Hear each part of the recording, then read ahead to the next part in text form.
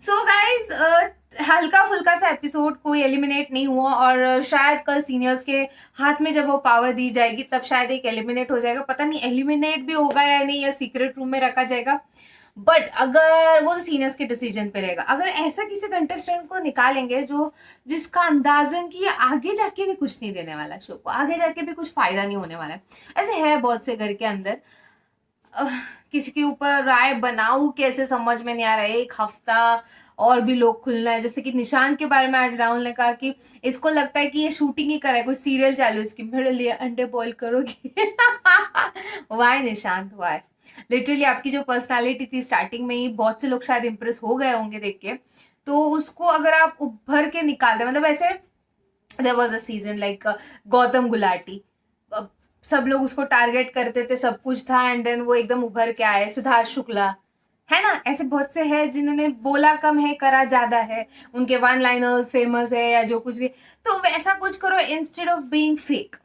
निशांत का टोटली लगा, भी कितने लोगों ने ना निशांत का नाम लिया था फेक कंटेस्टेंट में, तो हीना और गौर ने निशान का लिया था, सिड ने जास्मिन का लिया था नॉट बीइंग हरसेल्फ के लिए, एंड जास्मिन ने वो बहुत अच्छे तरीके से एक्सेप्ट भी कर लिया। वो दोनों दोस्त है, उन लोगों में चलता है। और निशान का नाम और कहीं पे तो आया, मुझे ऐसा लग रहा है ओवर प्लान और ओवर कैलकुलेटिव में सिद्धार्थ शुक्ला ने निशान का नाम लिया और शहजाद का नाम लिया। तो यहाँ पे मुझे भी सेम लगता है यार, ये लोग ओवर कैलकुलेशन करके आए। जैसे शहजाद, मैंने पूरा स्टडी किया है, मैंने इतने सारे सीजन देखे, आते ही उसे सिद्धार्थ के सामने उसने बोल दिया कि पिछले सीजन में लड़कियों का ऐसा ऐसा हुआ था तो वो मैं नहीं करूंगा। अब वो जब उस सिचुएशन में आएगा ना, आया है ऑलरेडी, तब उसको पता चल रहा है लड़ाई करनी पड़ती, चाहे लड़का हो लड़की हो चाहे कोई भी हो, लड़ाई करनी पड़ेगी। सिर्फ लड़की तो लेट गो नहीं कर सकते हैं, जिसपे बीतती है उसको समझ में आता है।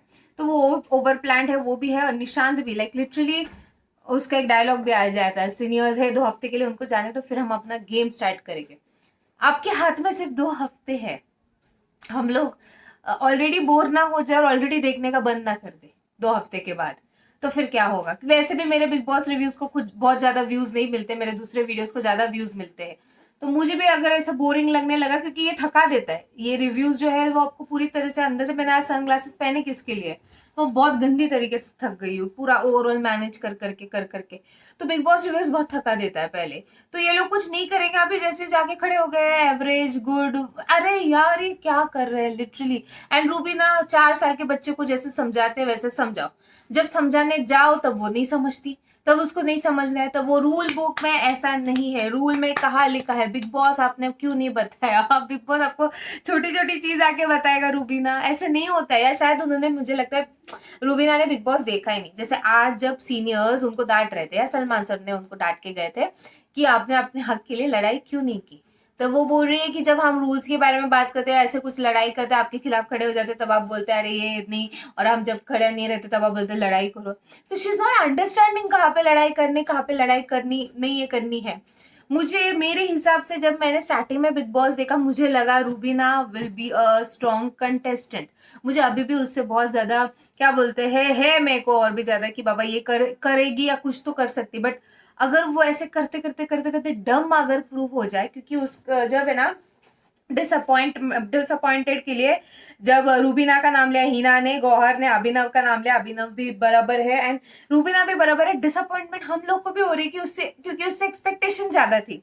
एंड सिद्धार्थ शुक्ला ने रूबीना का लिया तो तो she is like taking in a very different sense. मुझे लगा जब वो हंस रही है ना, तो वैसा लग रहा था कि उसका मतलब ये था कि ये लोग मुझे टारगेट करे, ये लोग मेरे को ऐसे। तो सिद्धार्थ शुक्ला ने तभी वो रीजन दिया कि ये अपने अलग ही दुनिया में कि सब मुझे ही टारगेट करे, सब मुझे ही मुझे गंदा दिखाने की कोशिश कर रहे हैं, जबकि ऐसा नहीं है। तो सिद्धार्थ शुक्ला ने वो रीजन वहां पे दिया। She is like simply smiling. उनको बोलना नहीं आता है, उनको अपनी पॉइंट रखने नहीं आती है।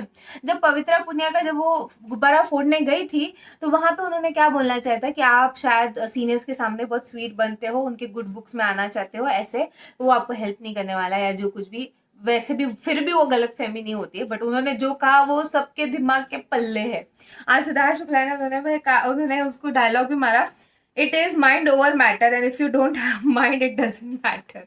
लिटरली, क्योंकि उनको समझाना, आई गो, मतलब मैं अगर बिग बॉस के घर के अंदर होती ना देवा, मेरा दिमाग पागल हो जाती है यार। इसको कोई समझाओ या नहीं, अगर ये नहीं समझ रहे तो मुंह ना खोलो करके। अभिनव को तो बाप रे बहुत बोला गया है इसमें, स्क्रू ड्राइवर के ऊपर हो या दिखते ही नहीं उसके ऊपर। जैसे कि निशांत ने आज राहुल का गुब्बारा फोड़ा कि इनको लगता है कि ये सिंगिंग शो है और ये तो दिखते ही नहीं, तो थोड़ा सा एक्टिव हो जाए। मैं निशांत को कहना चाहती हूँ कि राहुल फिर भी थोड़ा ज्यादा दिख जाते हैं, निशांत बिल्कुल नहीं दिखता। Nishant should be real now, मतलब ये बहुत हो गया अब हमको देखना है। अभी सब लोग को पंप अप करके वैसे भी दिया है, जैस्मिन ने बोला कि अब मैं दिखूंगी, और जैस्मिन के ऊपर जितना खर्चा हुआ है, मतलब जितना उसको लाइमलाइट दिया गया है वीकेंड के बारे में, ये आगे तक जाने वाली, ये 2 हफ्ते में निकलने वालों में से है नहीं। फिर पवित्रा पुनिया ये चार्ज अप हो गई है, बहुत कम हंसती है।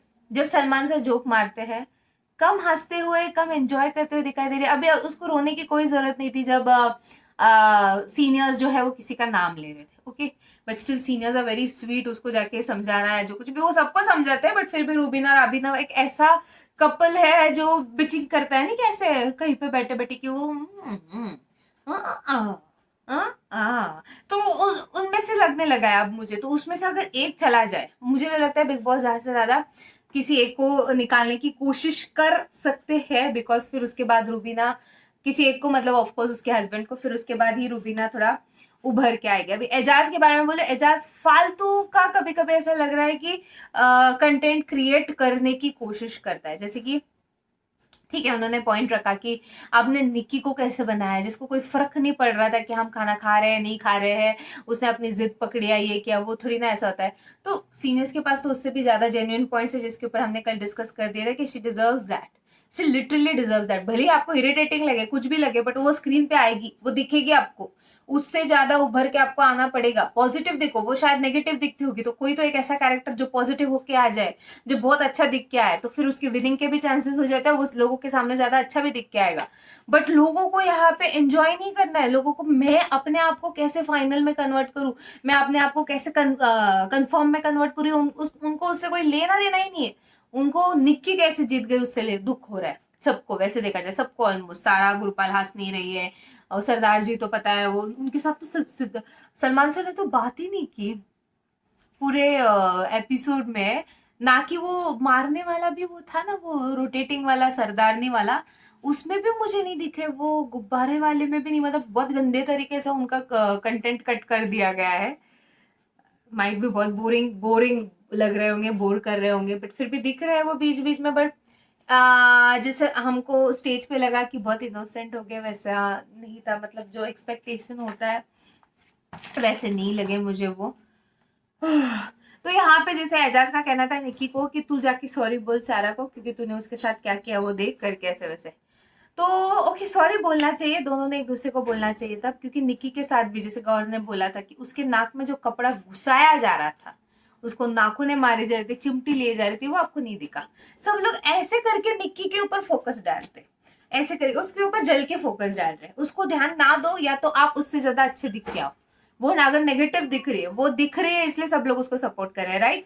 तो उसको नेगेटिव, वो नेगेटिव ही दिख रही है वैसे देखा जाए तो, थोड़ी सी इरिटेटिंग सी, फिर अपने लिए ही सब कुछ करने वाली, अपने जिद पे ही लड़ने वाली। तो एक कोई तो ऐसा, जैसे कि आपने अगर देखा होगा हिना खान वाला ही सीजन आप देखो तो जो शिल्पा शिंदे है वो थोड़ी पॉजिटिवली दिख के आ रही थी लोगों को, ताकि वो खाना बनाती थी, परोसती थी, जाके रखती थी सबके लिए चाय, सबका ख्याल रखती थी, इस वजह से उसको थोड़ा नेगेटिव बातें वो भी करती थी उसके सीजन में, बस पॉजिटिव हरकतें करके वो ऐसे ढक जाता था।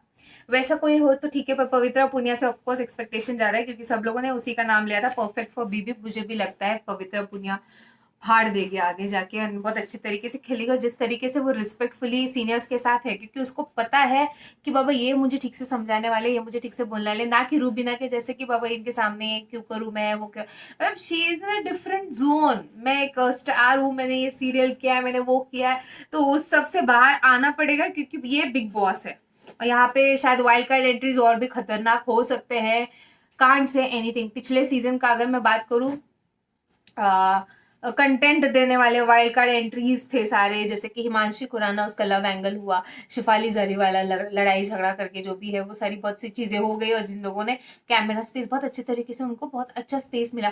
फिर वो विशाल इसका बॉयफ्रेंड, वो मधु का नहीं क्या तवे वाला सीन हुआ था, उसके बम पे बहुत मारा था वो वाला। फिर